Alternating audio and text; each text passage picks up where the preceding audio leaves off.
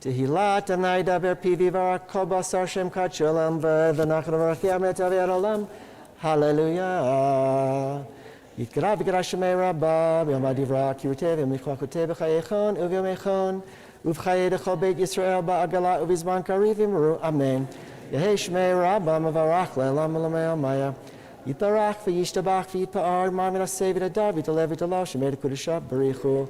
La'ela, la'ela, mikol birchata v'shirata, tushbechata v'nechamata, damiram v'yama v'maru, amen. We'll begin the Amida together, 433. Baruch ata Adonai, Eloheinu v'Elohei avotenu, Elohei Avraham, Elohei Yitzchak v'Elohei Yaakov, Elohei Sarah, Elohei Rivka, Elohei Rachel v'Elohei Leah. Ha'el hagadol hagibor v'hanara el elyon, gomel chasadim tovim v'konei hakol, v'zocher chazdei avot, u'mevi goel livnei v'nehem l'man shmo v'hava, melech zachreinu l'chaim melech chafetz b'chaim, katvenu b'sefer ha'chaim, l'mancha Elohim chaim. Melech ozer Moshiach u'magem, Baruch atah Adonai magen Avraham, u'foked Sarah, atah gibor le'elam Adonai mechei metim, atah rav lehoshia, mechakel chaim v'chesed, mechei metim b'rachamim rabim, somech nofim v'ofei cholim matir asurim, u'mekayem u'menato lishnei afar, mi chamocha ba'al givorot u'mido melach, melech meimit u'mechayem atzmiak Yeshua, mi chamocha av harachamim zocher yitzorav l'chaim b'rachamim. V'ne'eman atah l'chayot metim, Baruch atah Adonai mechayei hametim. נקדש את שמך בעולם כשם שמקדשים אותו בשמי מורם ככתוב ויד נביאך וקרא זה אל זה ואמר קדוש קדוש קדוש אדוני צבאות מלך ארץ כבודו למתן ברוך יאמרו ברוך כבוד אדוני ממקומו דברי קודשך כתוב לאמור ימלוך לעולם מלך ציון לדור ודור הללויה לדור ודור נגיגוד לך נצח נצחים קדושתך נקדיש ושפחך אלוהינו מפינו לא ימוש לעולם ועד כי המלך גדול בקדוש אתה ברוך אתה אדוני המלך הקדוש. And continue silently from page 435.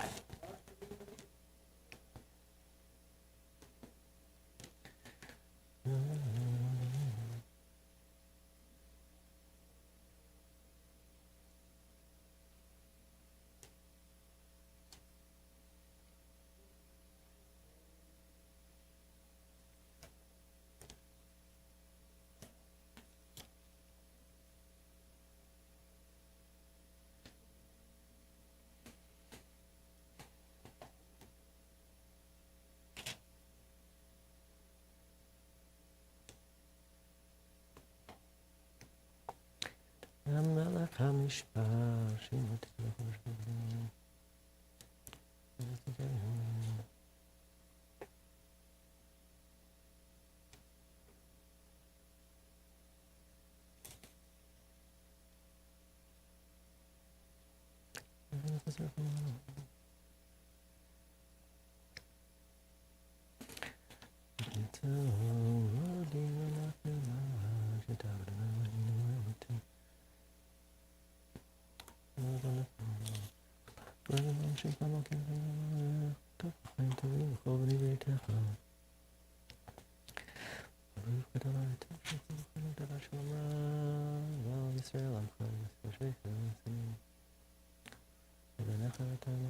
ספר חיים ברכה ושלום ופרנסה נתן אנחנו כל עמך בית ישראל חיים טובים שלום ברוך אתה אדוני עושה השלום אלוהינו ולאבותינו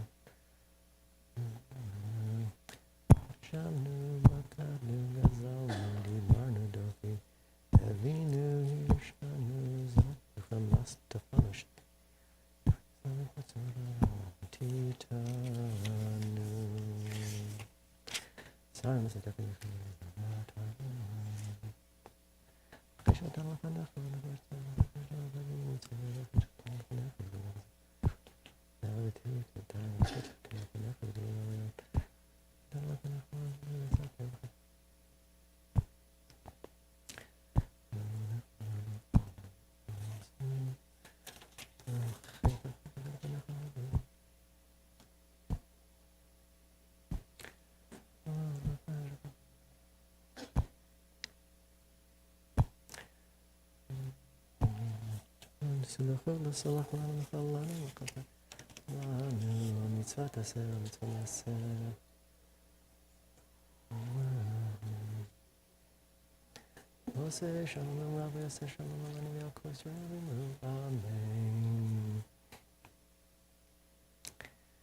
Yitkadah Shemei Rabba Be'alma Divra Kirute Ve'omich V'achute B'chayechon U'Vyomechon U'V'chayei D'chol Beit Yisrael Ba'agala U'Bizman Kariv Imru Amen Yehei Shmei Rabba Mevarach Le'elam U'Lamei Almaya Yitbarach V'yishtabach V'yitpa'ar Mar V'laseh V'dadar V'dalev V'dalav Shemei D'Kudusha B'richu La'ela Mikol Birchata V'shirata Tishbechata V'nechamata Damiram Be'alma V'imru Amen Titkabel Tzlatan Vodchon Dechol Yisrael Kadama V'hon Divishma V'imru Amen Yehei Shlama Rabba Min Shemaya V'chayim Aleinu V'al Kol Yisrael V'imru Amen Oseh Shalom V'imrama V'yaseh Shalom Aleinu V'al Kol Yisrael V'imru Amen 442 Aleinu L'shabeach L'Adon HaKol L'atei Gedula L'yotzer Breshit Shelo Asani Kayei Haratzot Velo samanu k'mishpachot adama Shelo sam chelkeinu kahem V'gor aleinu kechol hamonam Anachnu korim umishtachavim umodim Lifnei melech malchei hamlachim HaKadosh Baruch Hu Shemayim v'yaseh haaretz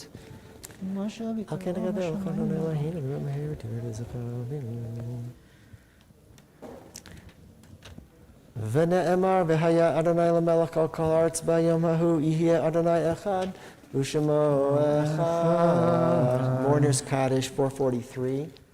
Yitkadal v'yitkadash Shemei Rabba. Amen.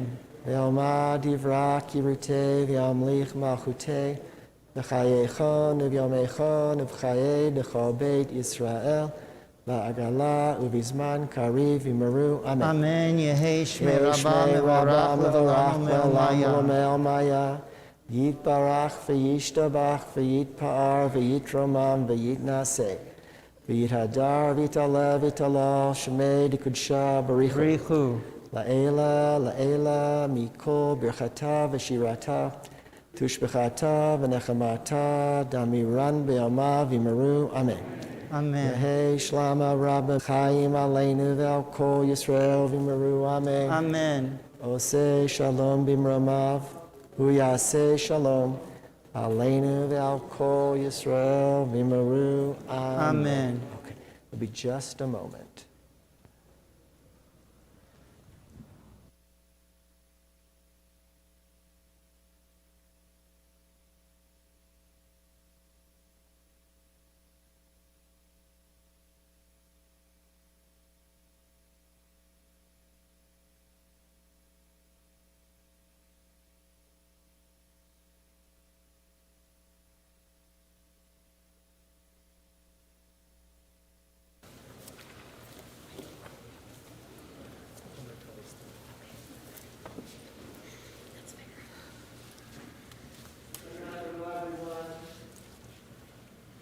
Welcome. It is so great to see people in the sanctuary. It was a tough year, and it seems to be continuing to be a challenge for us, and I know for all of you.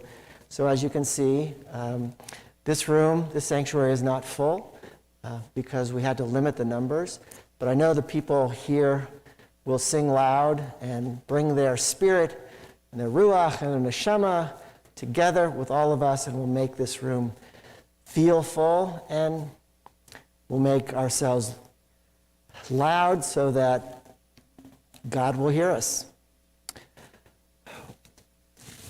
I will ask the congregation please to rise. And again, we're going to be doing this a little bit differently than what we have done in the past.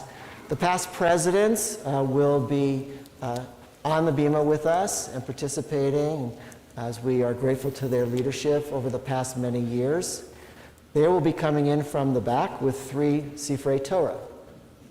And they're going to proceed up the aisles just like we have done in the past. But this time, I'm going to ask you all, please don't kiss the Torahs and don't shake hands. Protocols I want to keep everybody safe and get these Sifrei Torah up here. So.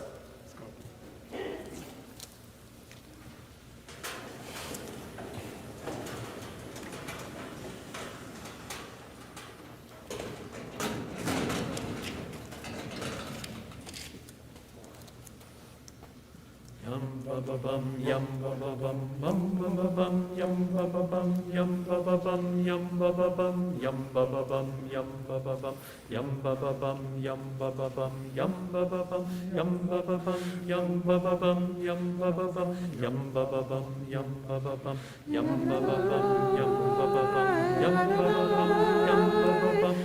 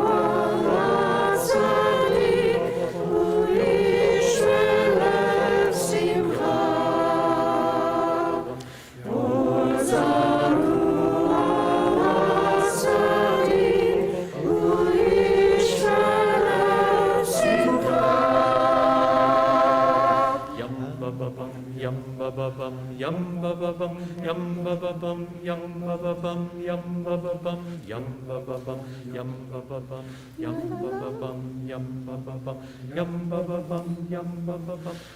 ba ba bum yum ba ba bum yum ba ba bum yum ba ba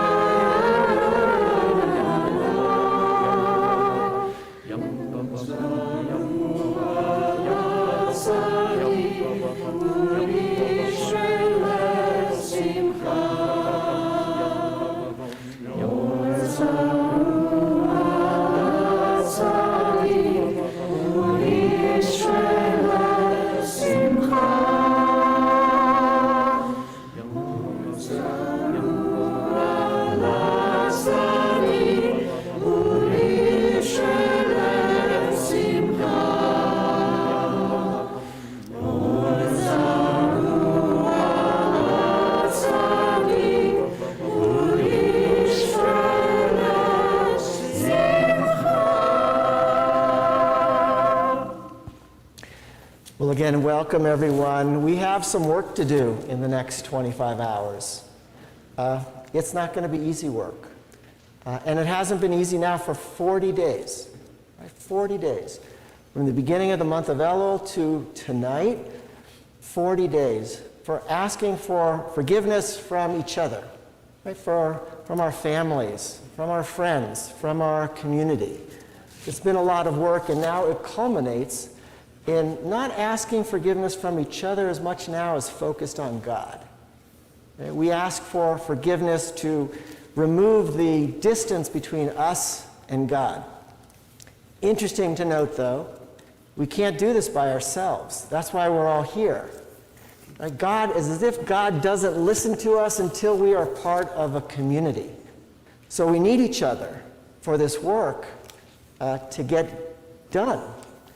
And that's why at the very beginning of our prayers tonight, we talk about the court on high and us being able to pray with avaryanim, with sinners, because we can't come here under false pretenses. We are all sinners, but we need each other, so we have to come together and ask God that we're all sinners. We're all going to be here together through the course of Yom Kippur. We did a lot of work on our own for the last 40 days. Now we do our work together so that God will hear us and forgive us for our sins of the last year and write and seal us in the book of life for the year to come. Page 204.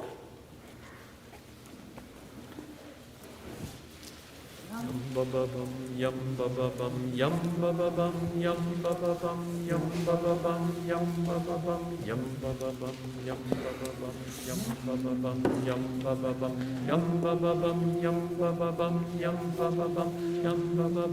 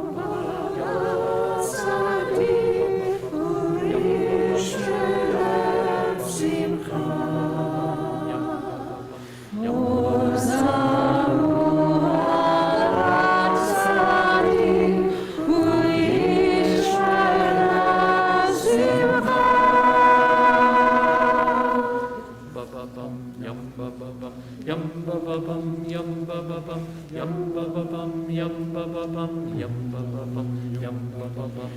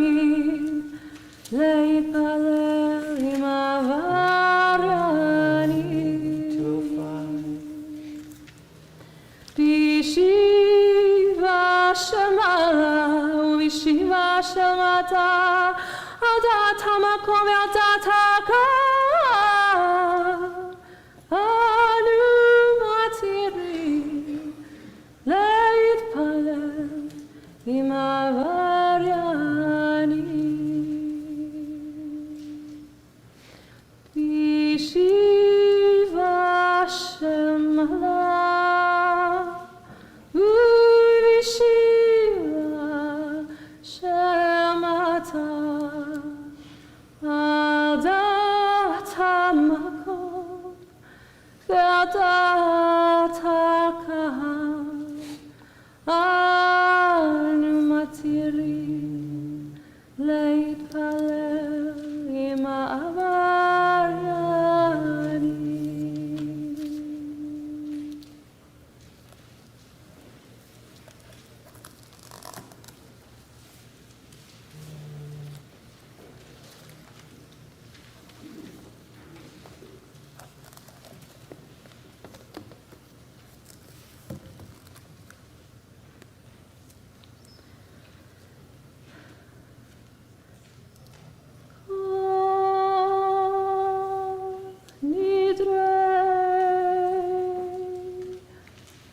ושרי וחרמי וקונמי וחילויי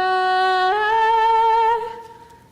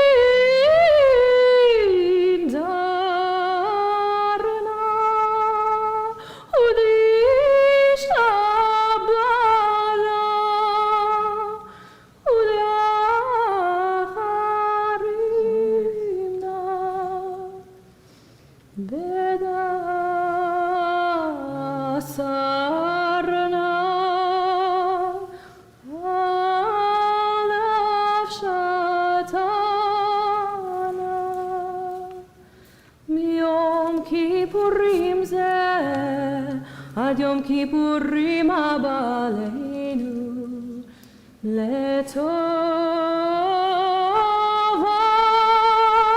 כולני חרצנה ואור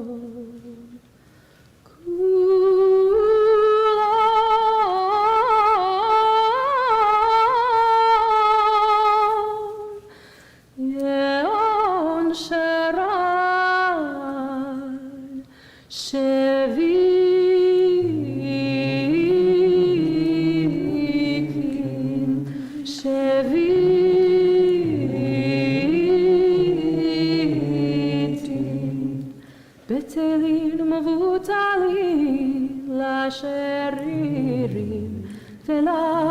קיימים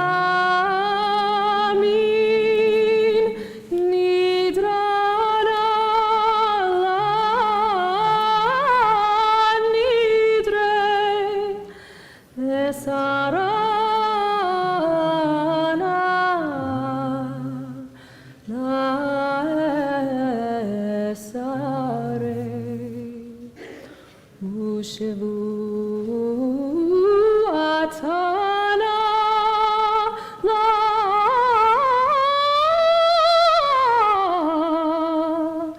לשבועות.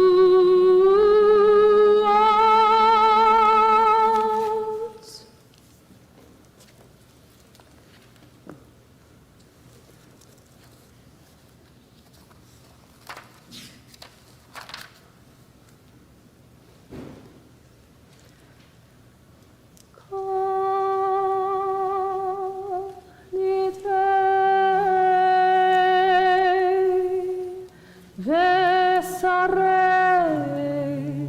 וחרמי בקונמי וכינויי וכינוסי ושבועות.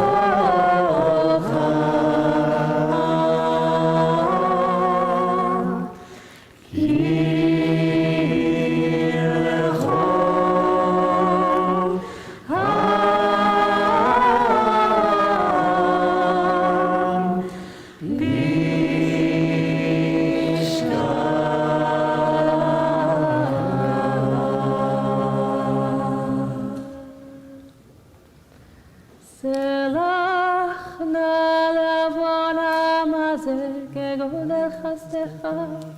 וכאשר נסעת לים הזה במצרים וערינה, ושם נאמר, ויאמר אדוני סלחתי כדבריך, ויאמר אדוני סלחתי כדבריך, ויאמר אדוני סלחתי כדבריך. ברוך אתה אדוני אלוהינו מלך העולם, שהחיינו וקיימנו והגיענו לזמן הזה.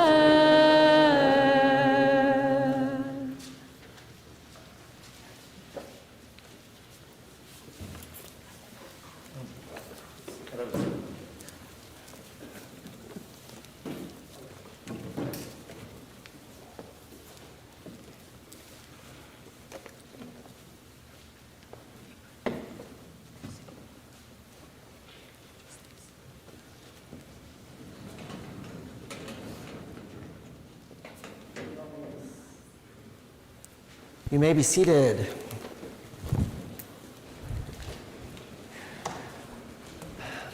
We are doing things a little bit differently this year. We have a lot of things to say tonight. And I hope you give us good attention, not just the sermon, of course, which will come in a little while, but the president of our congregation, Karen Blank, will address you now, and there will be some special speakers that she will call up to speak to us as well. Karen Blank.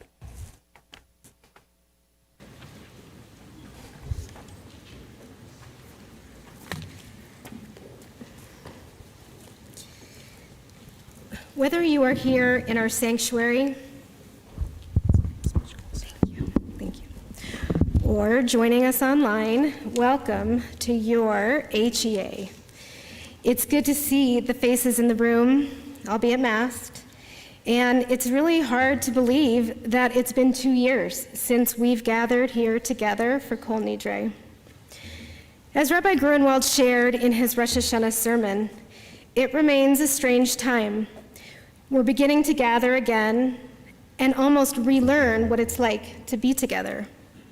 I find myself yearning for the HE experiences we knew pre-COVID, wondering when we will return to a time of complete freedom. In these moments of reflecting on the past, I often think about the generations that built this community on the west side of Denver nearly 90 years ago. The leaders of that generation worked hard to create and sustain a thriving synagogue community. From what I understand, everyone had a role, and the synagogue members were like extended family to one another. As I think about the community we're all a part of today, while significantly bigger and more diverse, it is very much influenced by its past. We remember and learn from the past. It often informs the action we take through advocacy and leadership in the present, and it teaches us about the importance of building a foundation from which our community will thrive in the future. The generational families who built and sustained HEA, as well as those of our community who found a home at HEA later in life, share the values of honoring our traditions and cultivating a welcoming environment that recognizes the unique value and humanity of each one of our members. Collectively, their HEA journeys prepare us to face our future. Tonight, we want to share a few personal stories of HEA journeys with you. I believe they reflect the diverse ways that this shul offers inroads to deep connection and builds strong bonds to the people who make up this congregation. They represent the power of this community to have a deep and transformative effect and impact on our lives at every stage. This mikdash, this sanctuary, it's a second home for many of us, and it represents much more than a shul. It is the community we turn to at all stages of our Jewish journey to grow, to connect, and when needed, to lean into when we need others to help us through times of crisis. I would like to introduce you to 3 HEA storytellers. First, I'd like to invite Nora Schreck to tell you her story.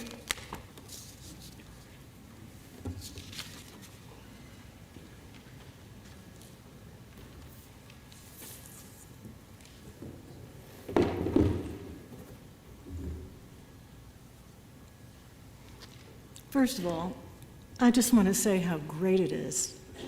I know who you are, and it's a thrill to be here today. It really, truly is. And thank you, Karen, for giving us this opportunity. So Hag Sameach, everyone. There are innumerable things that I can talk about, but I'm going to pick 3. I'm going to pick 3 things that for the last 40 plus years my family has been connected with the Alliance, and we love it. The 3 are really, each one has a voice. And the first is the voices of the women on the West Side. These are the women who wanted education for their children. These are the women that created the Kokorama, they created the Kiddishes, they created the Simchas, but they really, for me, in my memory, and I only met a few of them in my years, but I certainly know their children and their grandchildren, they created this concept of education for girls and boys, and I thought that was pretty powerful. The second example that I have, it's, again, you're going to think I'm a sexist, but it's about women. And it's about women because women's voices were heard in the Alliance when we came over here, and with the great guidance of Rabbi Dahlin, we were able to have Aliyot, we were able to come up to the Torah and lane. We were able to lead services in a way that we had never had that opportunity before. We're still building on whatever we had on the West Side, but we took a different turn when we came over here to the East Side. And the third is really about the future. And as you know, you can tell, I have brought a friend up with me, and I met this young girl when I gave a short talk on Tikkun Olam, and you'll all see information on Tikkun Olam in Maksarim. It's a program that several of us created through the pandemic to help the people who are out there that had nothing in the community. And we really got a great turnout from the Alliance. But this young girl, her name is Abigail Kaufman. And I love show and tell. But this little girl came up to me and said, Hineni. She said, I want to be there. I want to do something. I want to be part of this group. And our group, the average age was probably 60. And this child just decided she really wanted to make a difference. And so she wrote something for her that I want to be able to read to you now, because she's not able to be here because she's 11 years old and she hasn't had her shot. She said, hello, I'm Abigail Kaufman and I am 11 years old, and the reason I'm not here with Nora is because I'm under 12 and cannot get a vaccine. What I want you to know is that in Tikkun Olam and in the HEA community, my voice is heard, and the Alliance is family to me. I feel the kids my age, their voices are not heard, but at the HEA, they give the unhoused, all those people out there that we see throughout Denver, the unhoused and kids, the opportunity to change that. Tikkun Olam gives the unhoused a voice that can be heard, and Hineni, I am here to be their voice. She shared with me at another time, Abigail also shared that she said, you know, my voice is very small, but the voice of those people who are unhoused is even smaller. She said, so I want to be a voice for them. This was coming from an 11-year-old girl. And this, to me, This is the future of the Alliance. So when you see her at any time in the next few months or whatever, just say hello and say, how can I join you? What can I do for the Alliance like an 11-year-old can do? So have a easy fast, everybody, and thank you very much for this opportunity.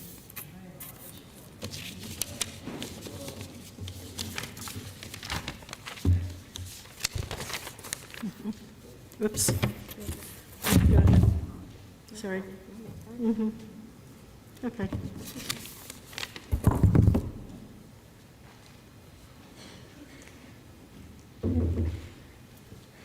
Thank you, Nora.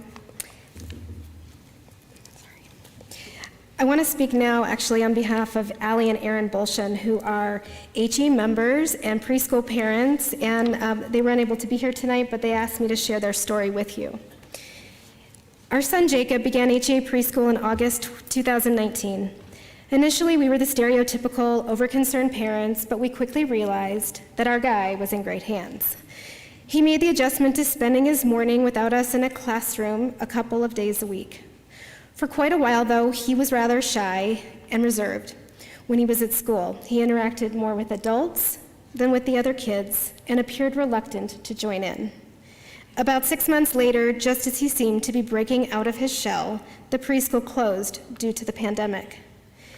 The preschool teachers and staff quickly pivoted to engage the children online instead of in person. To give the kids a sense of normalcy and connection, the teachers sang songs, read books, and even allowed each child to show the class his or her room in a sort of show and tell experience over the internet. Despite this, like most children, Jacob was confused and sad. He was bored and he missed his playmates. Without the stimulation and routine of HEA preschool, he regressed. Like most adults, we were trying to make sense of the pandemic ourselves. It was difficult to explain to our 3-year-old what was happening, why he couldn't go to school, why he couldn't play with any friends, and why the only places he could go were to his grandparents or the park. It was frustrating and exhausting for us as parents, trying to stimulate, engage, and teach Jacob all the time. Every day was challenging, to say the least. We spent a small fortune on art supplies during the process as well. After several months, HEA preschool reopened for summer camp under a new set of safety policies. As parents, we thought long and hard about whether to send our child back. We weighed the risks and benefits and decided to send Jacob back to the HEA preschool. The several months he was home made us understand just how much he needed this school for his developmental and emotional well-being. His first day back, we were certain we'd made the right decision. He came home excited and eager to tell us everything. We are grateful to the teachers and staff for reopening the preschool and saving our summer. Despite the ongoing pandemic, they kept HEA preschool open for the entire 2021 school year and created a safe and nurturing space for kids to learn and grow together. Today, Jacob's in his 3rd and final year of HEA preschool. Suffice it to say, he loves going so much that he asked if he could start staying all day instead of just half days. And it brings us tremendous joy to watch our child growing into an outgoing, happy, and engaging member of his class. Just a couple of weeks ago, his teacher mentioned that Jacob helps to ensure the other kids know the routine. She described him as a leader, but we knew she meant bossy. We are grateful for the friendships he's developed with his classmates and for those we've built with their families. Thank you to Miss Rebecca, Miss Jamie, and Miss Danny, who keep HEA preschool running every day and still find time to love up on Jacob. We simply can't say enough wonderful things about Jacob's teachers over the years. Get ready. Talia, Nicole, Becky, Sarah, Leah, Logan, Stephen, Mara, Francie, Hillary, and Elise. We appreciate your hard work and dedication and the many things you do to make HEA preschool a place where our son can safely learn and explore with friends. Shana Tova, Allie and Aaron Bolshin. Finally, it is my pleasure to invite our CEO, Laura Infin, to share her story with you.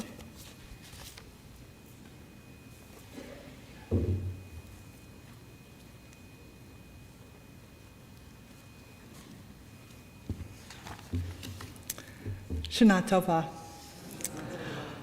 I wish I had the history of Nora of knowing you all so long, but I want to share a little bit about what the last 2 years that Tim and I have been here at HEA have been like. May the door of this synagogue be wide enough to receive all who hunger for love and all who are lonely for fellowship. May it welcome all who have cares to unburden, thanks to express, and hopes to nurture. May the doors of this synagogue be narrow enough to shut out pettiness and pride, envy and enmity.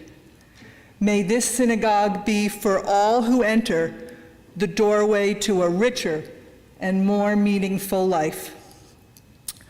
Nowhere in Rabbi Sidney Greenberg's list of what a synagogue should be does he state that the door of the synagogue should have a frame supportive enough for the stranger who, on her 1-year anniversary of her arrival, is diagnosed with stage 4 cancer.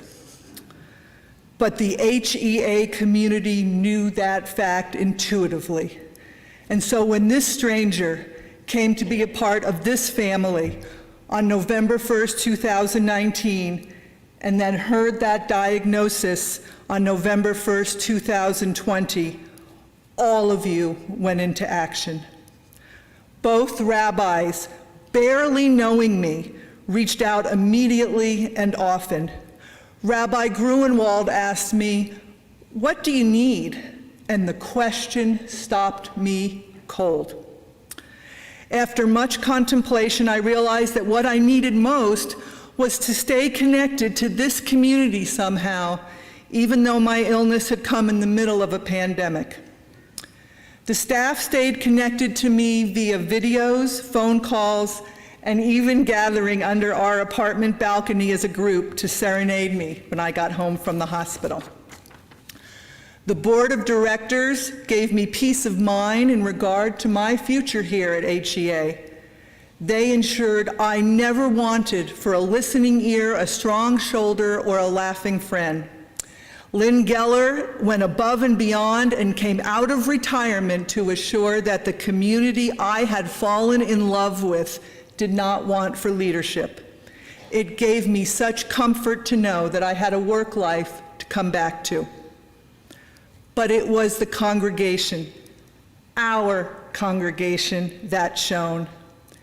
People I didn't know showed up at an online healing challah bake. More people I didn't know signed up to feed Tim and I, and then they drove to Littleton to drop off the food. Congregants who just a month before were names on a roster called, emailed, sent cards, shared stories, and recited prayers. My cup was empty. It was poisoned by fear and side effects, and you filled it. Don't ever let anyone tell you that HEA is just another synagogue, for I was not the only member that was ill during the pandemic. You all took care of many, many members because it's what you do. And on this holiest of holy nights, as we turn inward toward personal self-reflection, I urge you all to also reflect on our communal soul. I rejoice that I am able to stand here with you tonight, strengthened by the HEA community in this hour of fragility that we all share as we enter Yom Kippur. As a mortal, I am full of tarnish and imperfections, and you accepted me, filled me, and showed me a kindness that is gold. I wish with all my heart that I had a multitude of tools to thank you with for the generosity of spirit and the open arms in this home that Tim and I have found. But words are all I have. So thank you.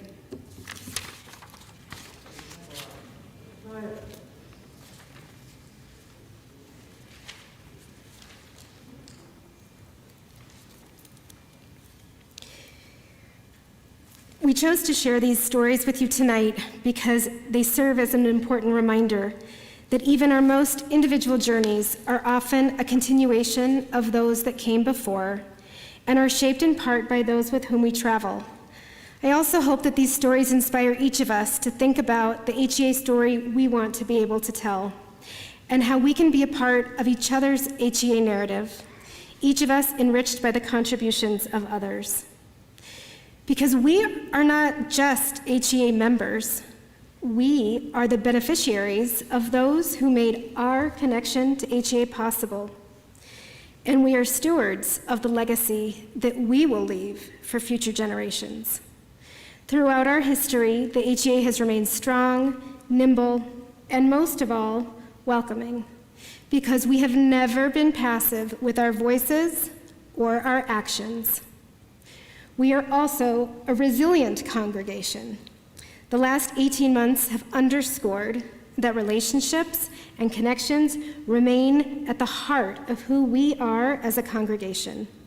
And I would be remiss if I didn't take this moment to sincerely thank HEA's clergy and professional team whose tireless work enables stories like you heard tonight and whose dedication to our community make possible the meaningful engagement that has taken place in spite of this challenging pandemic.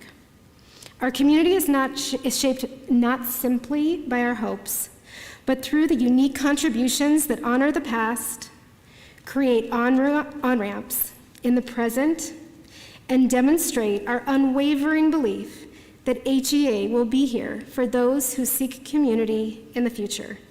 I invite you to become authors of the HEA story that continues to unfold. The ripple effect of weaving together the threads of our individual stories will be felt for generations to come. We are all inheritors of the legacy of HEA, and together we, through our commitment to this special community and through our belief in the power of collective action, will in turn give to future generations what we have been given.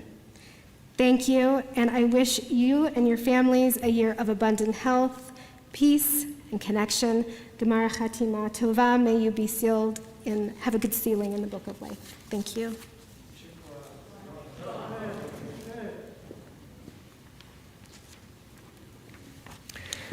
Thank you, Karen, and for all that you do, leading the board, and such a great support to the staff through a transitional period, which happens all the time. So we've got a lot of work to do as we move forward in our congregation, and we've got a good leader leading the way. And thank you to Nora and Laura and Avigail and the Bolshins, who have great stories.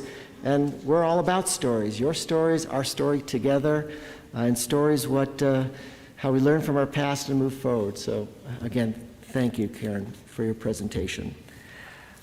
We will continue the service now on page 207, and we rise.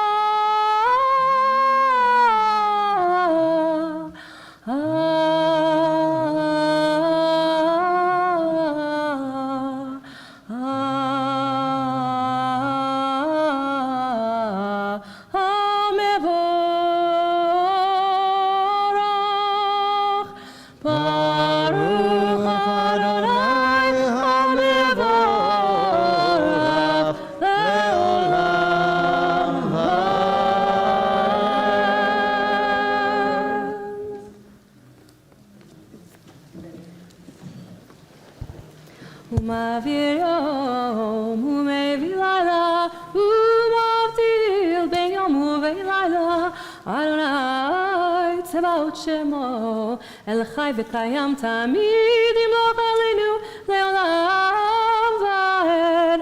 ברוך אתה אדוני המריב הרבים. 208. אהבת עולם. ואהבתך תסיר ממנו לעולמים. ברוך אתה אדוני אוהב עמו ישראל. שמע ישראל אדוני אלוהינו אדוני אחד. ברוך שם כבוד מלכותו לעולם ועד. ואהבת את אדוני אלוהיך בכל לבבך ובכל נפשך ובכל מאודך.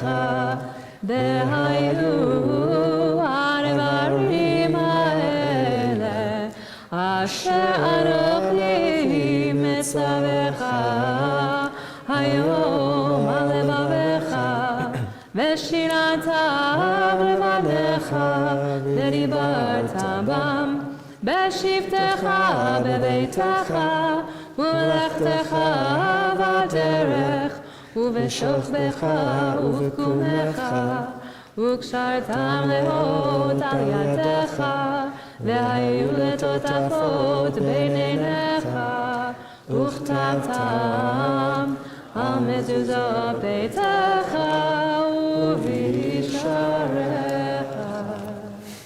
We continue page 209 in the Hebrew or in the English.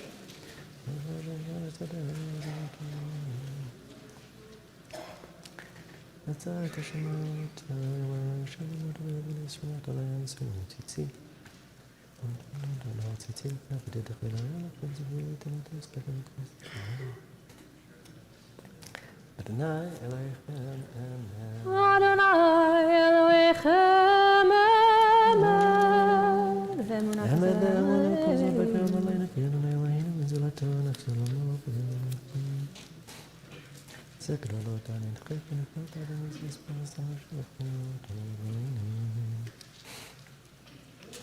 ומלכותו ברצון קיבלה עליהם משה ומרים ובני ישראל, לכנו שירה בשמחה רבה, ואמרו כולם מי כמוך האלים אדוני, מי כמוך נדעת בקודש,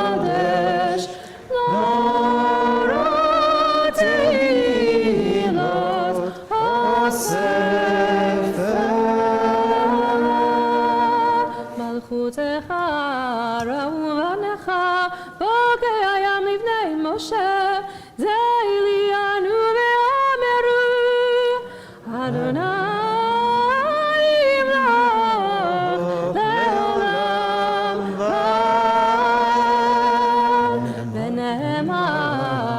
פדרנו את יעקב וגלם יד חזק ממנו. ברוך אתה אדוני גל ישראל.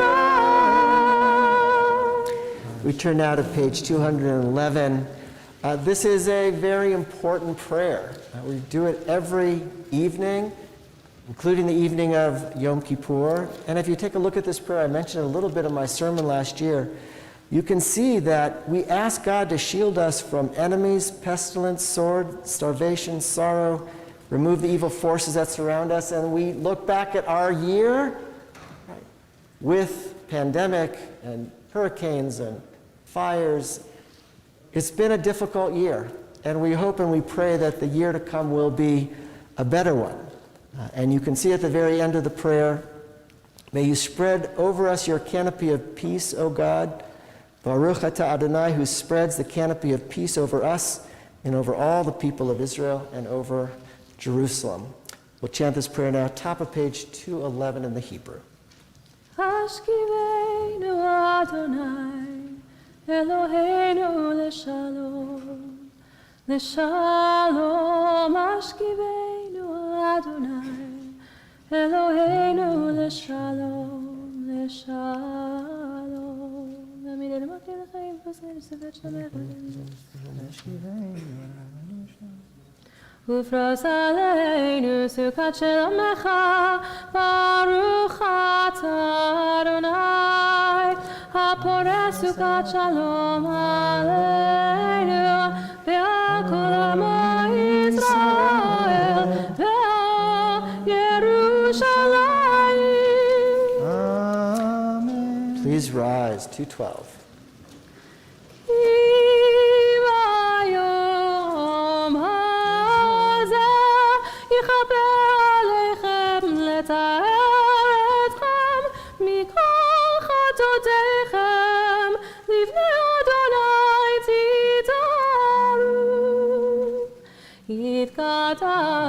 V'yitkata Shemei Rabbah, ve'amad yiverach Yerutei, ve'yamlich Malchutei, b'chayechon u'gemechon u'b'chayei decho Beit Yisrael, b'agala u'bizman karim, ve'yimeru Amen. Shemei Rabbah mevarach le'olam olam le'olam.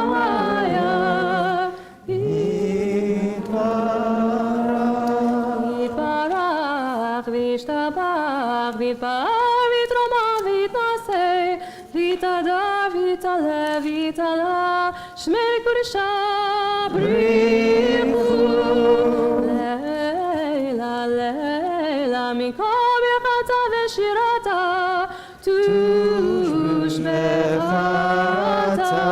Benechemata Damiran Ve'alema V'meru Amen. We come now to the silent Amida for the evening service now, the evening service of Kol Nidre, of Yom Kippur. Takes a little time to go through this one. There is a Vidui, there is an Al Chet at the end. So we're going to give you some time. When you're done, please sit down, and this Amida will be followed by the sermon. 2:13.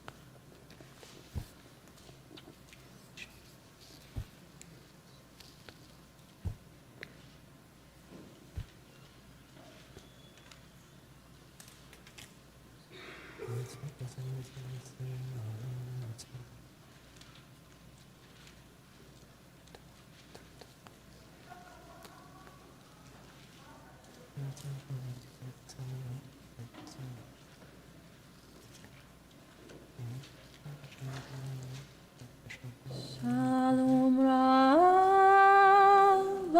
Israel Amcha Tasim Leolam.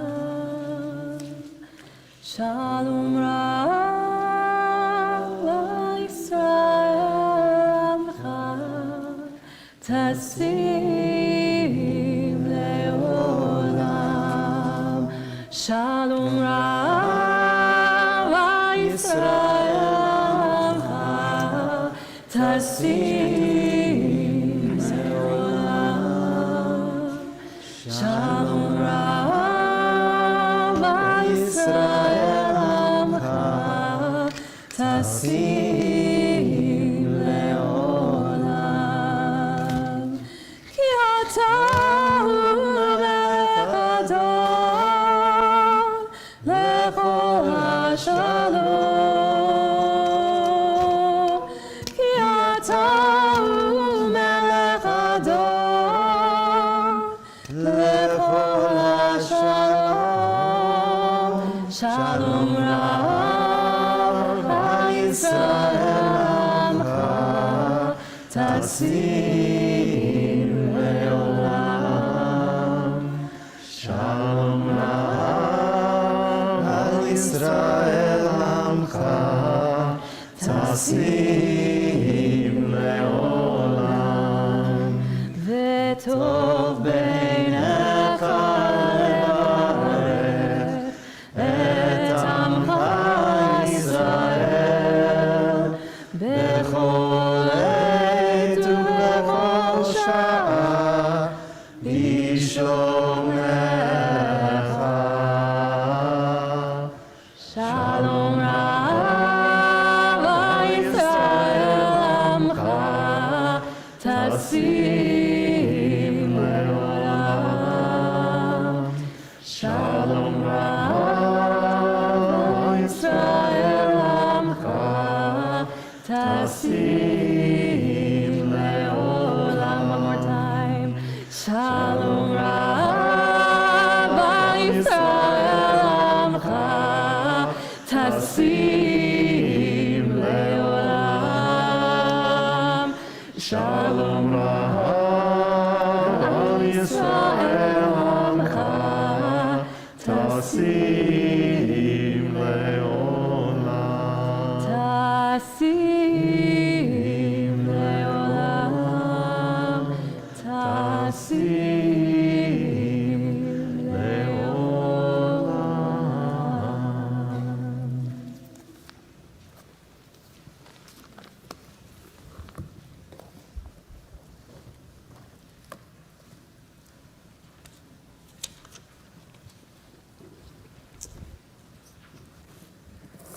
Before I start, just a yasher koach to Cantor Reisner, Rabbi Dahlin, and Karen Blank, and those who gave testimonials tonight. Thank you for your words. So a few weeks ago, I had the pleasure of having breakfast at Zadie's Deli. As many of you know, Zadie's is a beloved institution in the Jewish community, founded by one of our past presidents, Gerard Radofsky. And so it was all the more tragic and sad to learn last year that after 35 years in business, Zadie's was a victim of the pandemic and closed its doors. But thanks to a couple of investors, Zadie's reopened this summer in a beautiful new location. And I was invited to a preview event before the grand opening. It was a preview event for Jewish communal professionals. The place looked great, the food was delicious. I even got a tour of the kitchen. But best of all, I got to see a bunch of friends. The executives and rabbis of the various Jewish organizations that make up the alphabet soup of organizations in town. There were so many people there that I hadn't seen in over a year. The few I had seen were on Zoom meetings, which were usually tense conference calls about COVID policy in the Jewish community. Now I got to mingle with them, sit down for a tasty meal, and just shoot the breeze, a real conversation. No one had to unmute themselves or raise a cartoon hand to speak. We caught up about our families, we talked a little shop, we had some laughs, and just had a nice conversation, normal. It was awesome. You see, places like Zadie's and the Bagel Deli down the street here, and various coffee shops around town, they're like a second office for Jewish communal professionals. I do a lot of my work at the Bagel Deli down the road. That's where I meet with people, schmooze with congregants, and do my writing. In a normal year, I would have written several drafts of this sermon, sitting in the back booth, nursing the same refill of coffee over and over again. And many of you would have stopped by and had a chat and maybe sat down for a little while. So when I was at Zadie's, it felt so good to bump into people, just to run into people that I hadn't seen in a long time. And I could see how proud Gerard was to welcome people to the restaurant that his family had created. My grandparents would have called this a machaya, something that literally means life-giving. It was such a machaya just to run into old friends and colleagues. My spirit was immediately lifted in a way it hasn't been for over a year and a half. On my way out of Zadie's, I ran into a colleague, another rabbi, who gave me one of those, elbows, and said a bracha, Baruch atah Adonai mechayei hametim. Blessed are you, God, who revives the dead. Now, my friend was not trying to be funny or sarcastic. According to the Talmud, when you haven't seen someone for a full year, that's the blessing you're supposed to say. Mechayei hametim, who gives life to the dead. What does it mean? Is it really the case that when we're apart for a long time, it's like we're dead? In many ways, yes. Think about the last year and a half. Think about all the relationships that have fallen by the wayside, drifted. In a way, we have been dead to one another, out of sight and out of mind.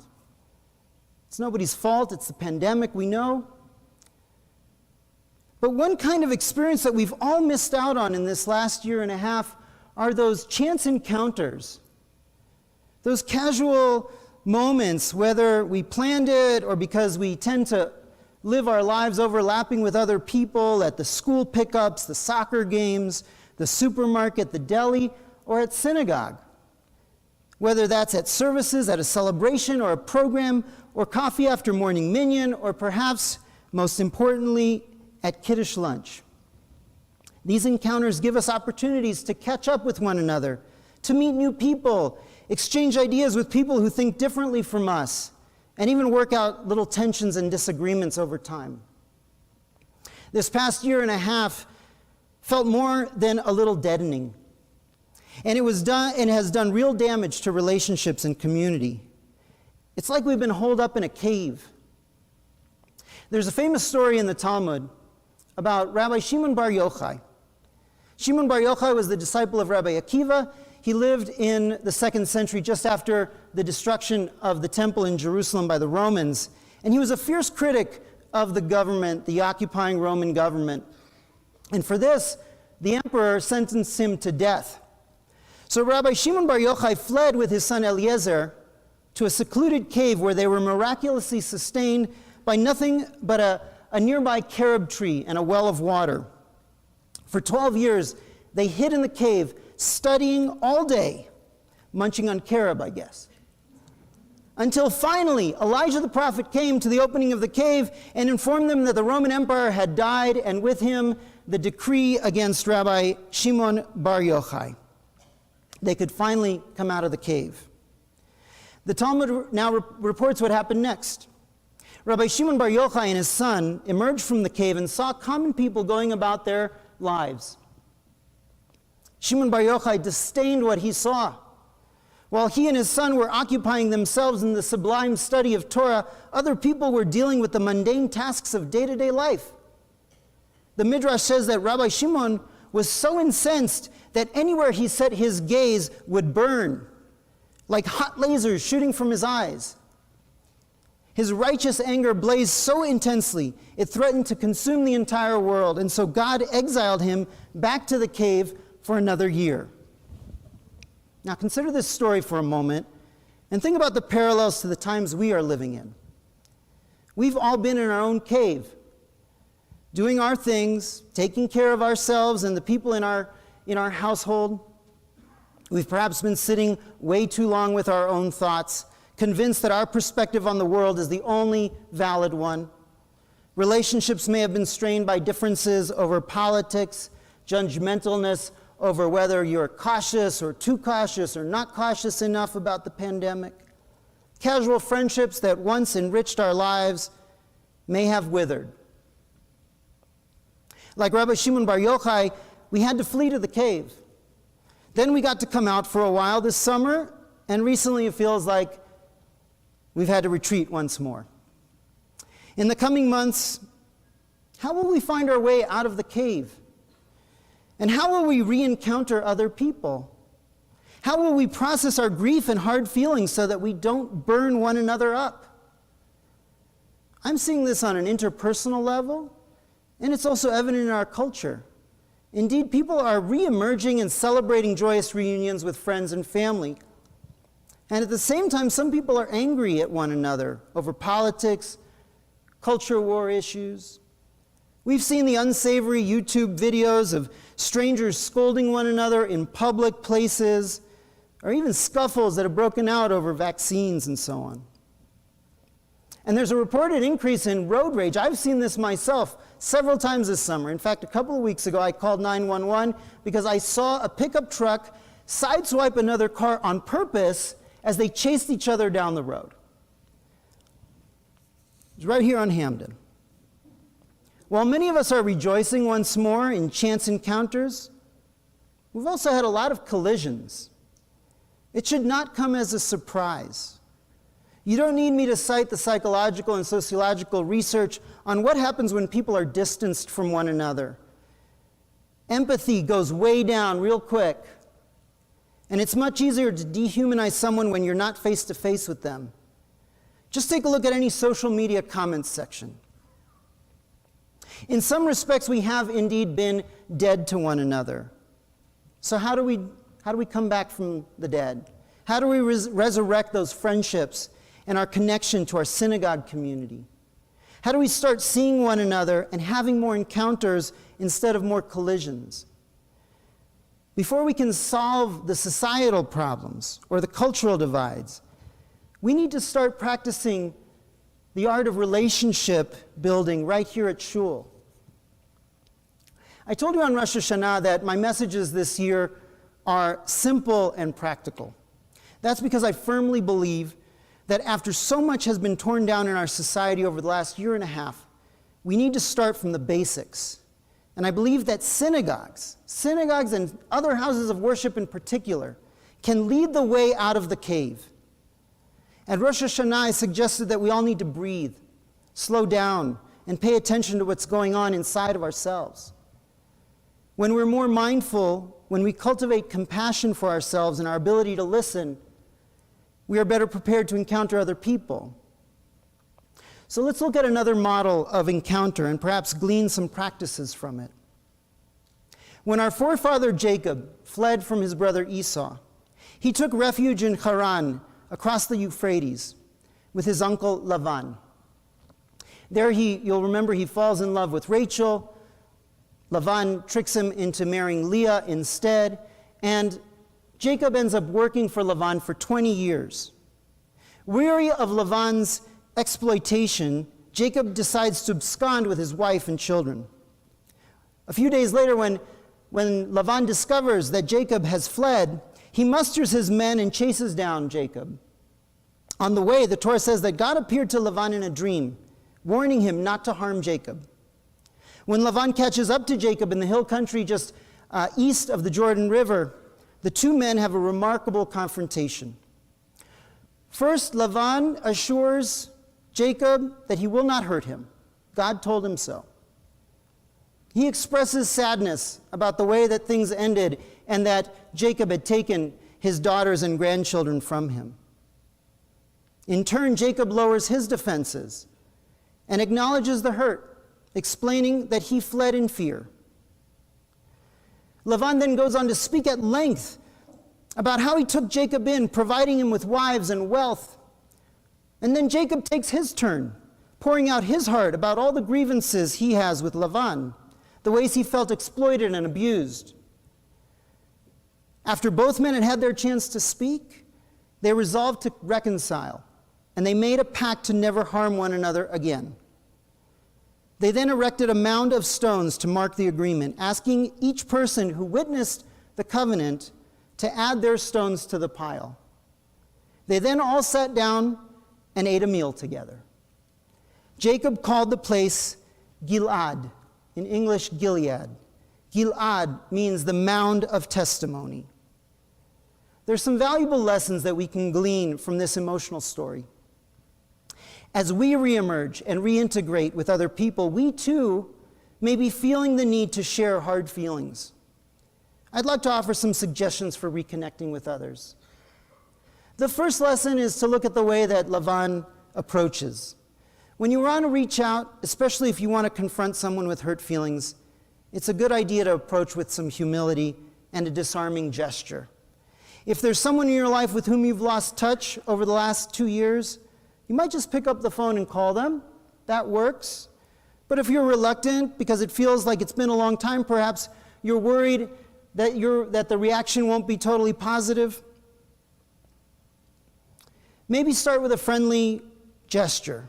It could be as simple as a text message or an email, or even better, use this season as a pretext to send a handwritten Jewish New Year's card.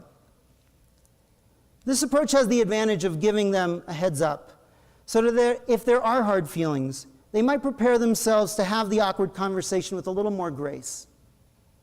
The next step is to have a face-to-face encounter. That might still be challenging because of the virus, but you can meet for coffee outdoors or meet in a park for a walk. And the third step is to listen to one another. Deep, intentional listening. Each person should have some time without interruption to share about what's been going on for them in their lives and how they're feeling. Resist the urge to react or try to solve the tension all at once. Reestablishing relationships will take time. And finally, it's a good idea to mark the occasion in the way that Jacob and Lavan did.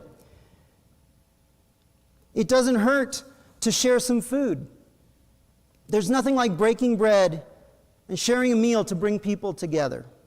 That's why Kaddish lunch is perhaps HEA's single most important program.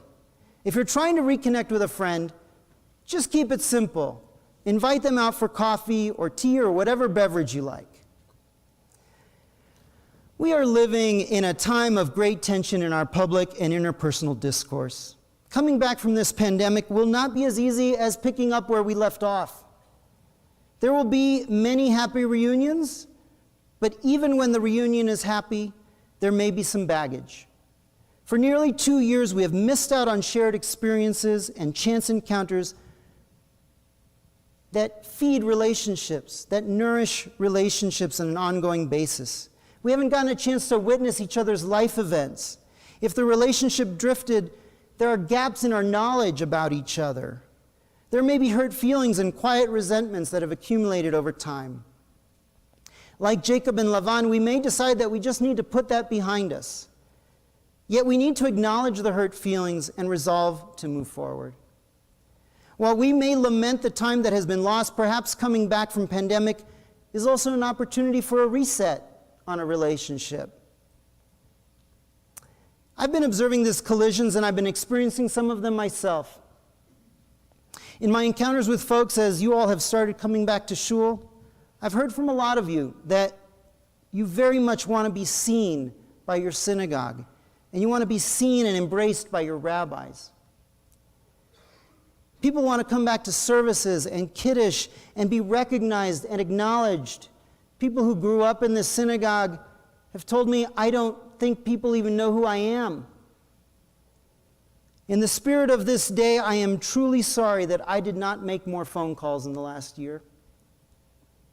I understand the disappointment in not being seen by your rabbi. I get it. As we enter 5782, I am recommitting myself to renewing relationships, and I invite you to join me in that commitment to intentionally and mindfully and safely reconnect with other people and community. So I'm making a New Year's resolution. I want to have coffee with as many of you as possible in the year to come. I am pledging right here and now that I will have at least 180 coffee dates in 5782. I've made that commitment to Karen Blank and to Laura. And if you count for vacations, holidays, and other diversions, that's like 4 or 5 coffee dates a week. By the time we get to Rosh Hashanah 5783, I will be quite jittery. My aim, though, is to listen deeply and intentionally. This coming year, as I prepare myself to assume the leadership of this congregation, it is my goal to hear from as many of you as I can. I want to catch up on what's been going on in your lives and learn how I and the synagogue can better serve your needs. I want to help you connect with others and find your way back to shul. Jacob and Lavan set up a trail marker, a mound of stones, so that if conflict ever arose between them again, they could find their way back to that place of encounter. It's like the stone cairns that you find along a trail, anywhere you go in the Middle East. We need to set up trail markers, showing the way back from this pandemic. We need meeting spots where our lives intersect again. We need the coffee shop and the deli and the soccer field and the town hall. We need shared spaces that bring us together and convene community in face-to-face encounters. As you heard tonight from Karen Blank and those who gave their testimonials, we need places like this synagogue to facilitate encounters and deep relationships. And as you heard tonight, these encounters not only revive us individually, but breathe life into our community and make an impact on our neighbors and fellow citizens. So I want you to commit yourself as well to reconnecting with me, with one another, with our synagogue.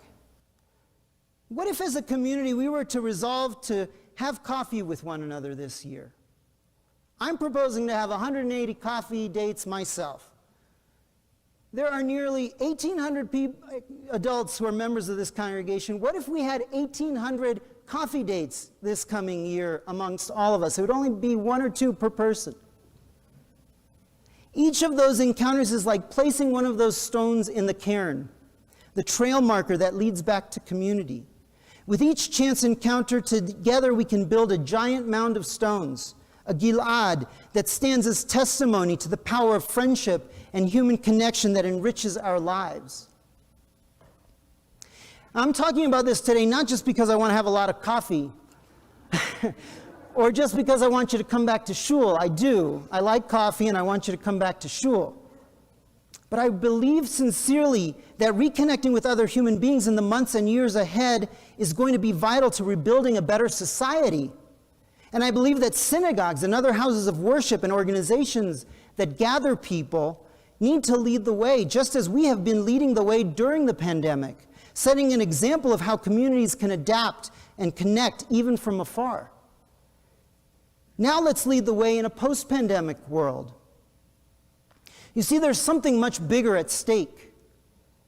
In the past 2 years, we have been more distant from one another than perhaps ever before. It's not just the physical distancing. We are divided as a society on just about everything. We can't seem to get together to solve the simplest of problems.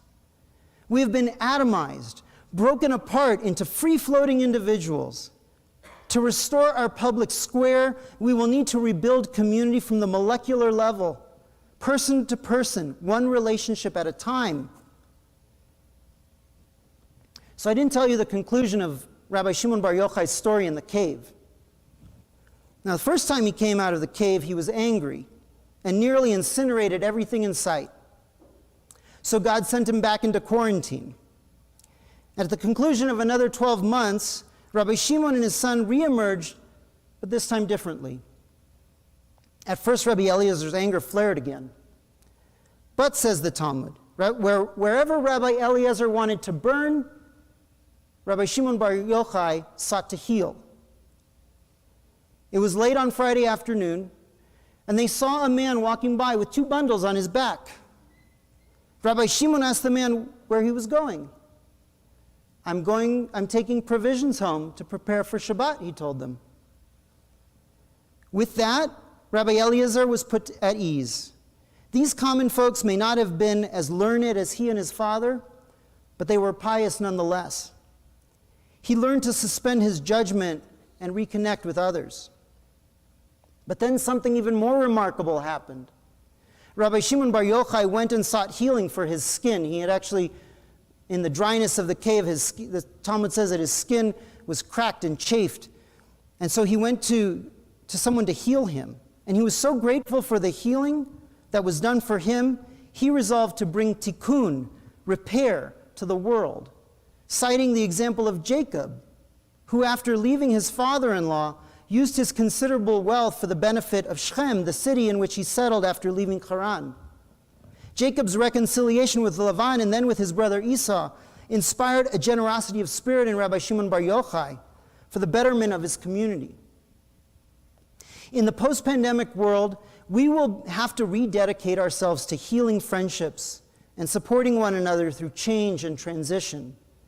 We must commit to a spirit of service to others and the common good. We must practice empathy and approach one another with grace and more than a little forgiveness. These values and practices will not only help us become friends again, these are the habits and dispositions of citizenship. They are the ingredients of a democratic, humanistic society.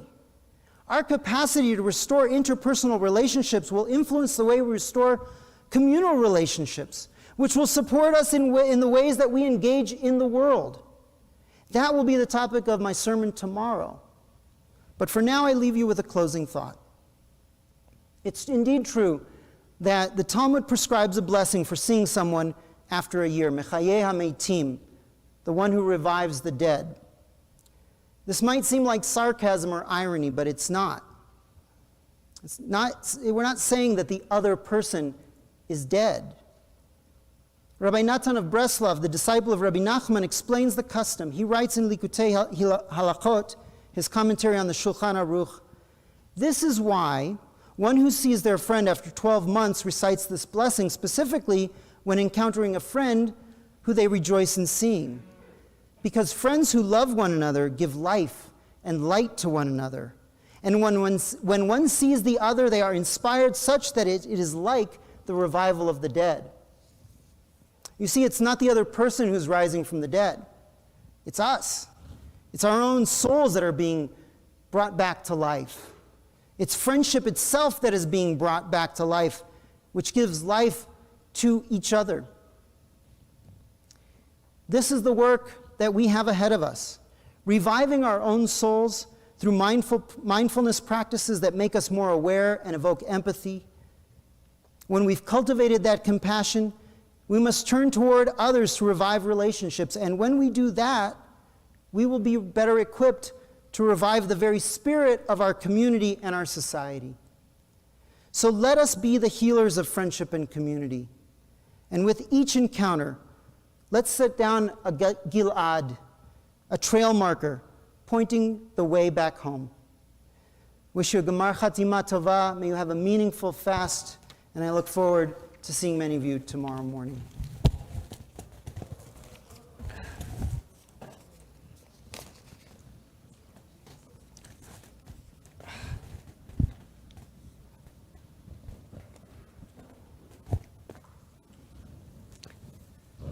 Shakarach, Rabbi Grunwald, wonderful sermon for tonight, very inspiring as we move ahead in yet one more difficult year.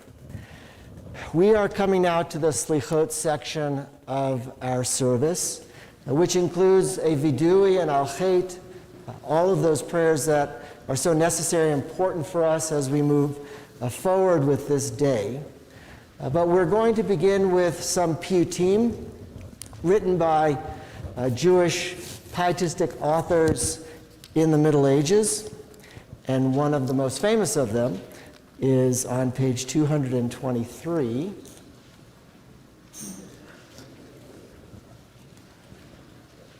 Yaleh, and I will open the ark. Please rise.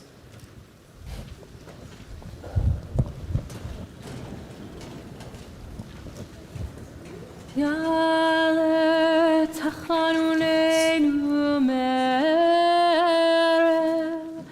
ve'avo shavatenu miboker ve'yira erinunenu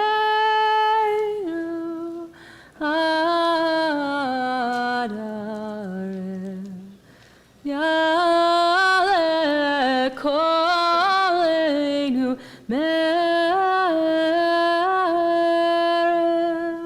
ve'yavot tzidkatenu miboker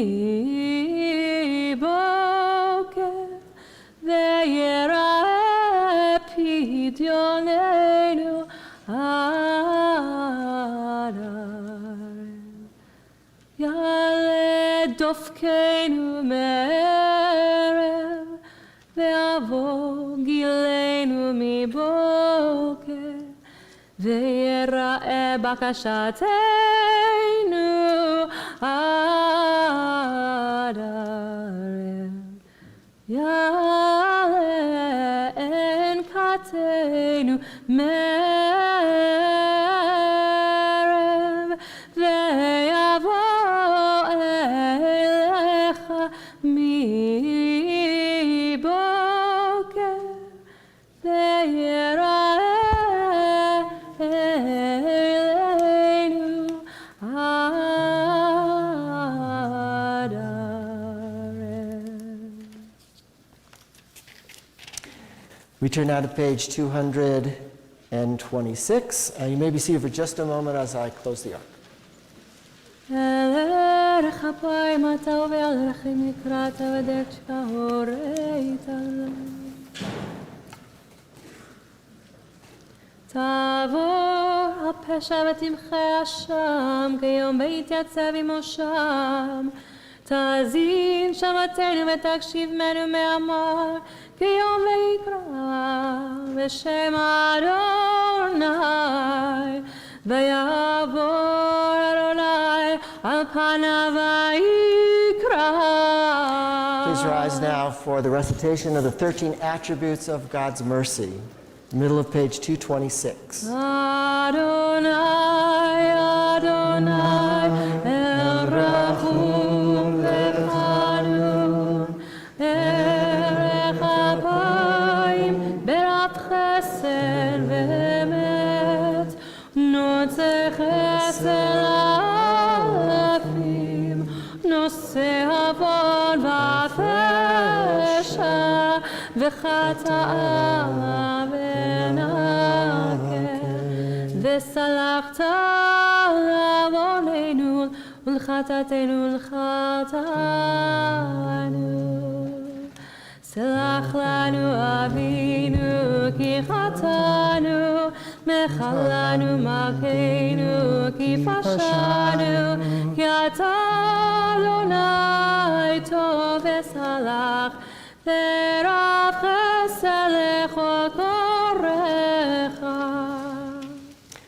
We remain standing, page 227, a beautiful ki hine kachomer. As clay in the hand of the potter, who thickens or thins it at will, so are we in your hand, guardian of love. You create us, God. You mold us. You look at us, you judge us, and you hope for the best. And we are reminding you of that fact. We are just like clay in the potter's hands. As we move forward, we ask for your mercy. 227. Kine kachomer be'ad hayotzer virtzoto marchim uvirtzoto mekater kein anachnu v'yad בידך חסד נוצר לברית הבית ועל תפן היצר כי ניקח כסף ביד הצורף ברצותו משגשג וברצותו מצרף כן אנחנו בידך ממסים למזור טרף לברית הבית ועל תפן היצר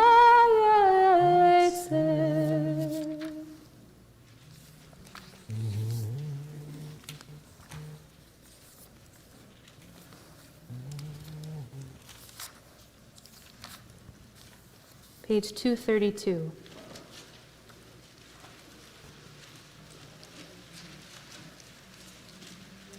אל הורית לנו למה 13 זכור לנו היום ברית 13 כמו שהודעת לרב מקדם כמו שכתוב וירד אדוני בענן ויתייצב עמו שם ויקרא בשם אדוני ויעבור אדוני על פניו ויקרא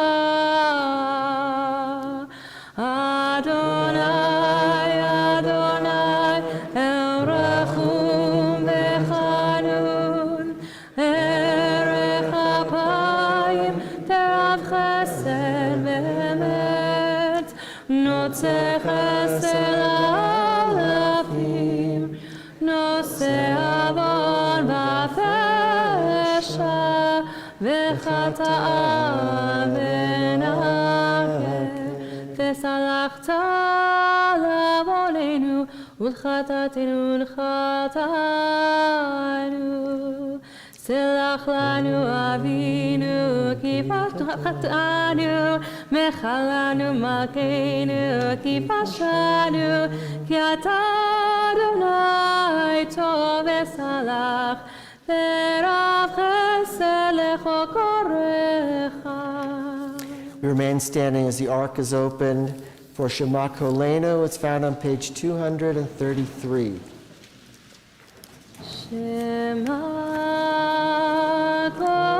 Kolenu Adonai Eloheinu Chus rachem aleinu v'rachem aleinu Shema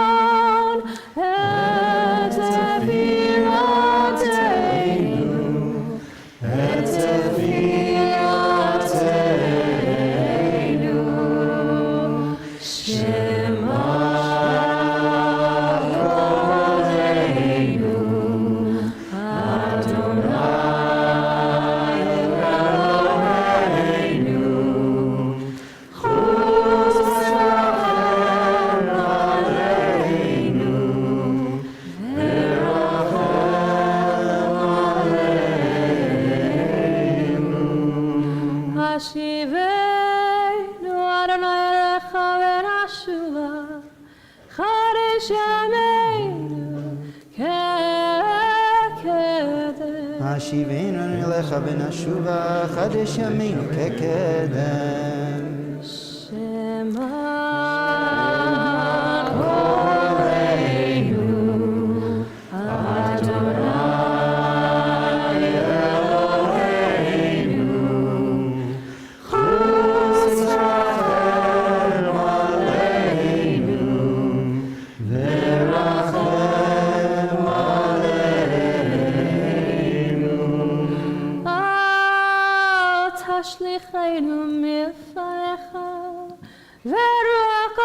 אל תיקח ממנו. אל תשליכנו מלפניך, ורוח קודשך אל תיקח ממנו. שמע קולנו, אדוני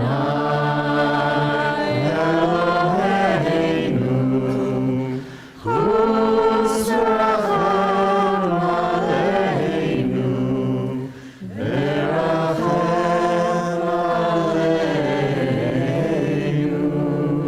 אל תשליכנו לעת זקנה, ככלות כוחנו, אל תעזבנו.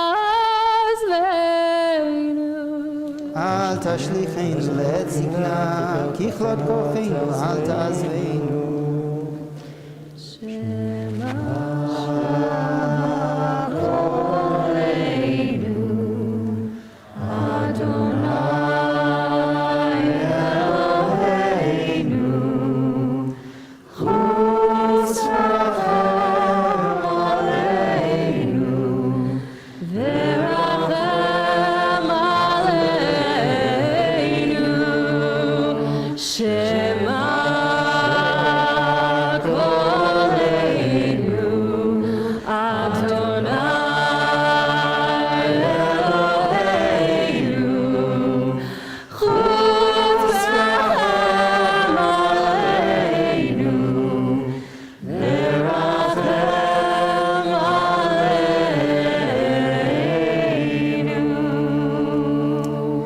We'll close the ark. You may be seated for just a moment. Page 234, Ki Anu Amecha. אלוהינו ואלוהותינו סלח לנו, מחל לנו, כפר לנו, כי אנו עמך ואתה אלוהינו, אנו עמך ואתה אבינו, אנו עבדיך ואתה אדוננו, אנו קראך ואתה חלקנו, אנו נחלתך ואתה גורלנו, אנו צונך ואתה רוענו, אנו חרמך ואתה נותרנו, אנו פעולתך ואתה יוצרנו, אנו רעייתך ואתה דודנו, אנו זהותך ואתה קרובנו, אנו עמך ואתה מלכנו, אנו מאמירך ואתה מאמירנו. Anu Amecha introduces the Vidui section of Yom Kippur. We are supposed to approach this with contrition and asking for forgiveness, having done repentance. But Anu Amecha also reminds us and reminds God that ultimately forgiveness is about relationship, about restoring the relationship between us and God and us and other people, and that relationship transcends even sin. So we invite you now to please rise as we now begin the Vidui section on page 234. אנו הזפנים ואתה רחום וחנון, אנו קשי עורף ואתה ערך אפיים, אנו מלא עוון ואתה מלא רחמים, אנו ימינו כצל עובר ואתה הוא, ושנותיך לא יתאמו. אלוהינו ואלוהי אבותינו, תבוא לפניך תפילתנו ואל תתעלם מתחינתנו, שאין אנחנו עזיפנים וקשוי עורף לומר לפניך, אדוני אלוהינו ואלוהי אבותינו, צדיקים אנחנו ולא חטאנו, אבל אנחנו ואבותינו חטאנו. Page 235. Ay, ay, Ay, ay, ay,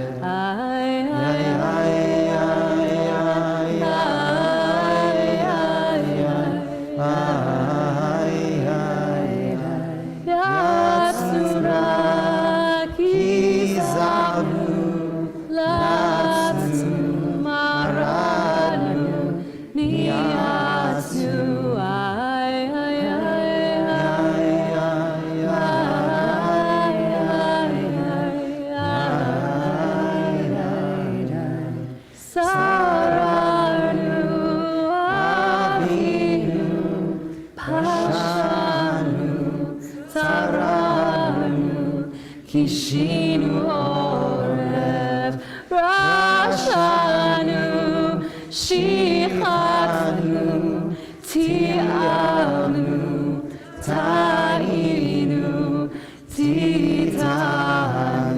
Ay, ay, ay,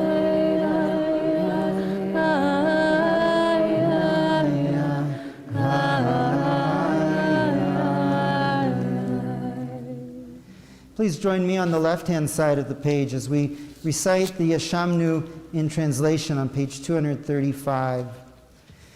We abuse, we betray, we are cruel, we destroy, we embitter, we falsify, we gossip, we hate, we insult, we jeer, we kill, we lie, we mock, we neglect, we oppress, we pervert, we quarrel, we rebel, we steal, we transgress, we are unkind, we are violent, we are wicked, we are extremists, we yearn to do evil, we are zealous for bad causes. סרנו ממצוותיך ומשפטיך הטובים ולא שבה לנו, ואתה צדיק על כל הבעלינו, כי אמת עשית ואנחנו הרשענו. We turn now to page 237 for the longer confessional. As you'll notice, the confessions are in the plural first person, as were the Yashamnus. We share responsibility for one another, and we take responsibility for sins that we commit and those in which we are complicit or at least silent. And we strike our chest not to self-flagellate, but rather to tenderize our hearts, to make ourselves open to change. We continue together. We'll start with Hebrew and then responsively in English. 237.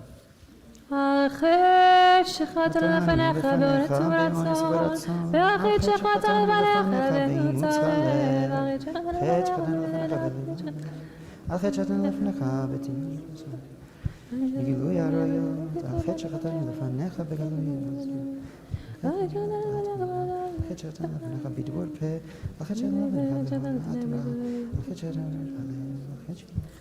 על חטא שחטאנו לפניך ביצר הרע, ועל חטא שחטאנו לפניך ביודעים ובלא יודעים, ועל כולם אלוהים סלח לנו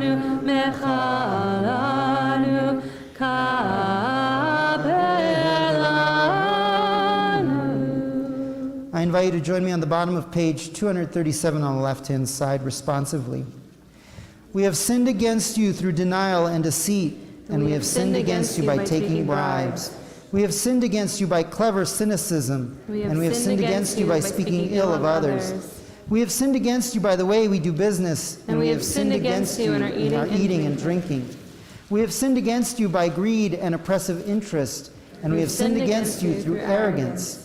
We have sinned against you in everyday conversation, and we have sinned against you through conspiratorial glances.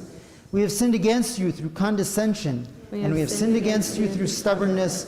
For all these sins, forgiving God, forgive us, pardon us, grant us atonement.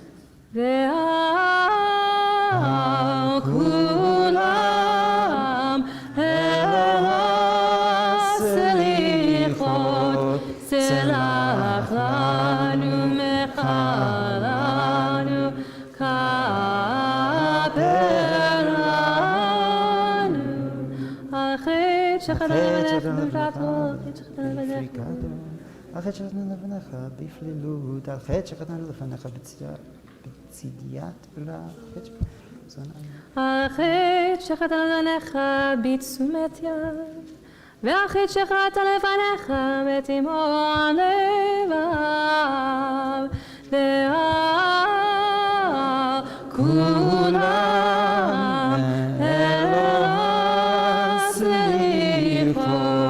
סלח לנו מחלנו קבל לנו. We turn now to page 243. We appeal to God as both Father and as Sovereign, exercising the midot, the value, the attributes of love and of justice simultaneously. Page 243, we rise. אבינו מלכנו חזר לפניך, אבינו מלכנו למלך אלוהיך. אבינו מלכנו עשה עמנו למען שמך, אבינו מלכנו קדש עלינו שנה טובה, אבינו מלכנו בטוב מעלינו כל. אבינו מלכנו החזרנו בתשובה שלמה לפניך. אבינו מלכנו שלח רפואה שלמה לכל ימיך. אבינו מלכנו אבינו מלכנו זוכרנו בספרון טוב לפניך.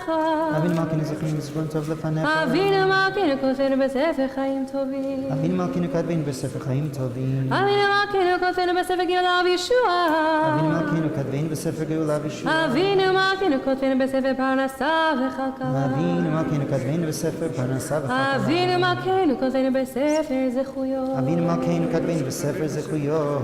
אבינו מלכנו כותבנו בספר סליחה ומחילה. אבינו מלכנו כתבנו בספר סליחה ומחילה. אבינו מלכנו קרוב, אבינו מלכנו קרן ישראל מלך, אבינו מלכנו קרן חוס וחמלנו חמול עלינו. אבינו מלכנו עשה למען באש ובמים על קידוש השם.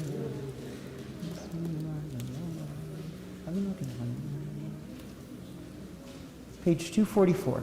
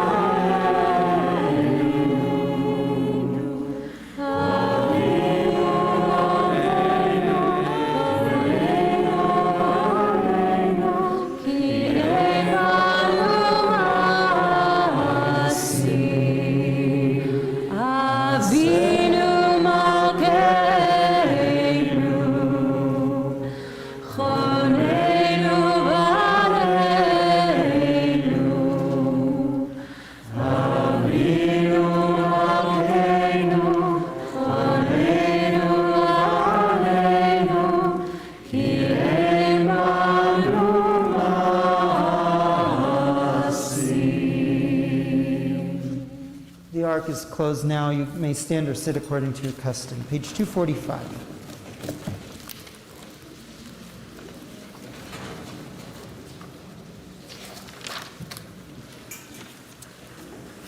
יתגדל ויקדש שמי רבה. אמן.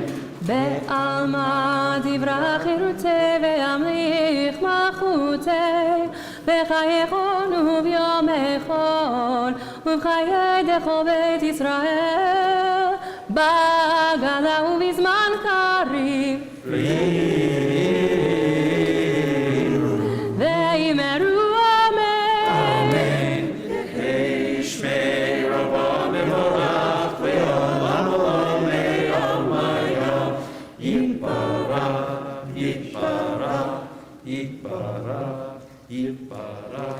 יתברך וישתבח ויתפאר ויתרומם וינשא ויתהלל ויתהלל ויתהלל שמי דקודשה בריחו לעילה ולעילה מן כל ברכתה ושירתה תושבחתה ונחמתה דמירן בעלמא ואמרו אמן תתקבל צלותיהון ובאותיהון דכל ישראל קודם אבוהון דבשמיא ואמרו אמן אשלמה רבה מן שמיה וחיים עלינו ועל כל ישראל ואמרו אמן עושה שלום במרומה הוא יעשה שלום עלינו ועל כל ישראל ועל כל יושבי תבל ויאמרו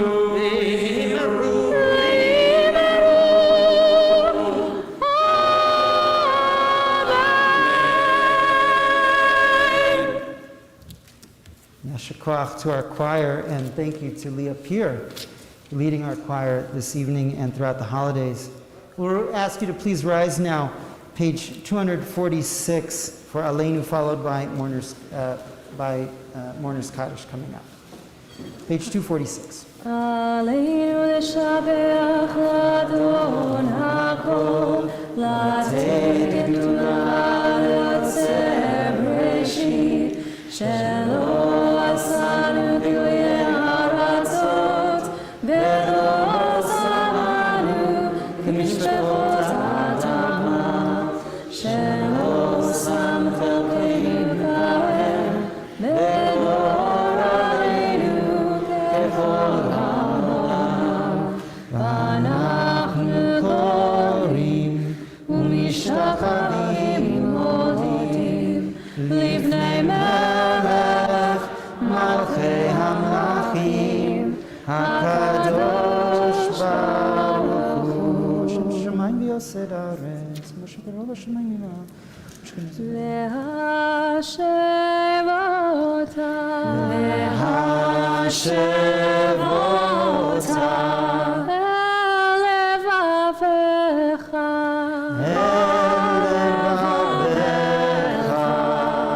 כי אדוני הוא האלוהים להשב אותה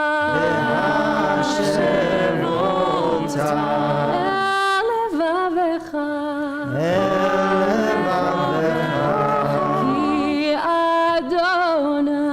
כי אדוני הוא האלוהים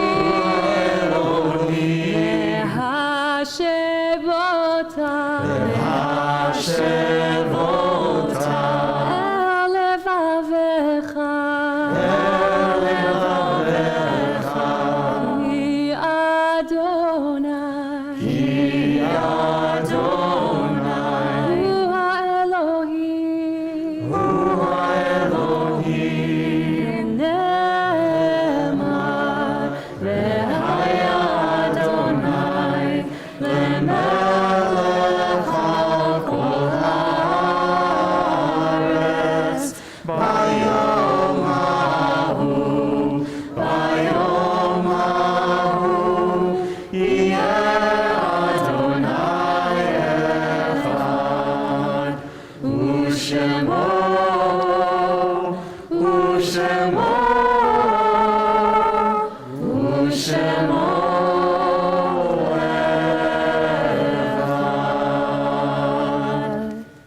recite the Mourner's Kaddish after the psalm for the season found on page 248.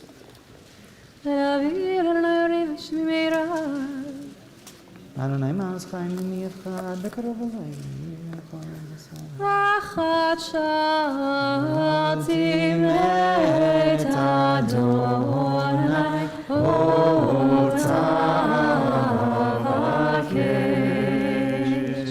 Rachat Shatim et Adonai Otavakesh.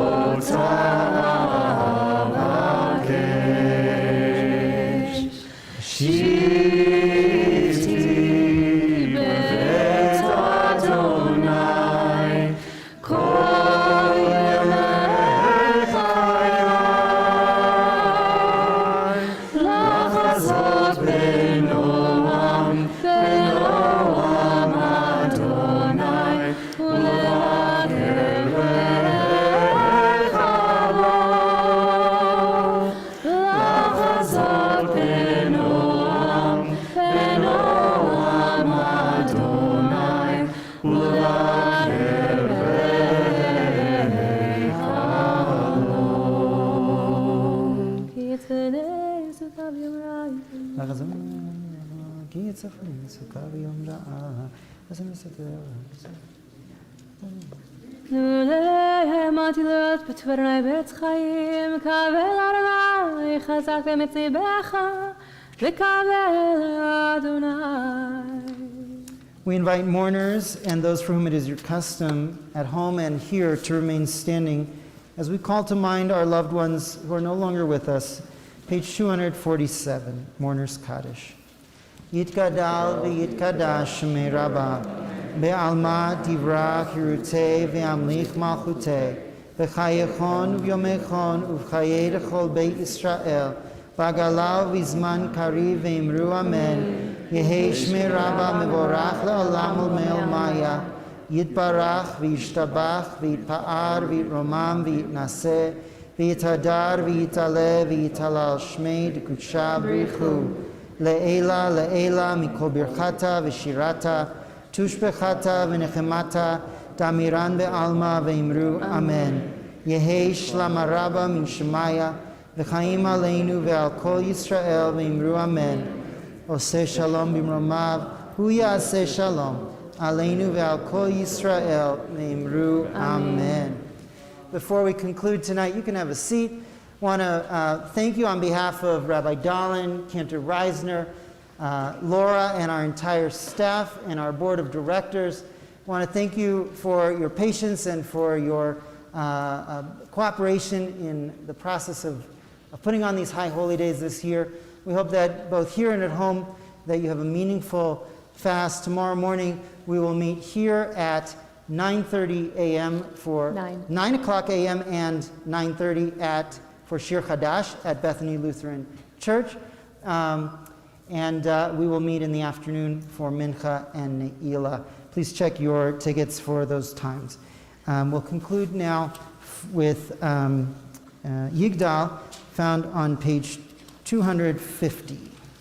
Yigdal Elohim chai ve'yishtabach nimtza le'eret ha'metziuto echad ve'yachid ke'ichudo le'olam ve'gam ein sof le'achduto eino demut haguf ve'eino guf Donai roch elav kedushato kadmo lechol davar asher nivra rishon ve'en reshit ve'reshito hino adon olam ve'chol notzar yoreg gedulato u'malchuto שפע נבואתו נתנה אנשי סגולתו ותפארתו לא קם בישראל כמו Sheol, Navi umabit et emunato, Torah emet natan le'amoya nevio, Ne'eman beito lo yachal Yifa'el, ve'lo yamir dato le'olamim lezulato, Sofer ve'yodea setareinu mabil lesof davar be'kalmato, gomer le'ish chesed gemifalo, noten le'rosh hara kerishato, yishlach leketz yamin meshicheinu liftot mechakeket Yeshuato, meitim yechayel verov chasto, Baruch Adonai Shem Tehilato, meitim yechayel verov chasto, Baruch Adonai Shem Tehilato. Gemar Chatima Tova. Thank you all for being here tonight. Shana Tova. We ask also that for everyone's safety, we urge you to please exit the building soon. And if you'd like to schmooze, it's better to do that outside, not to congregate too much inside. Thank you all very much. Have a good night.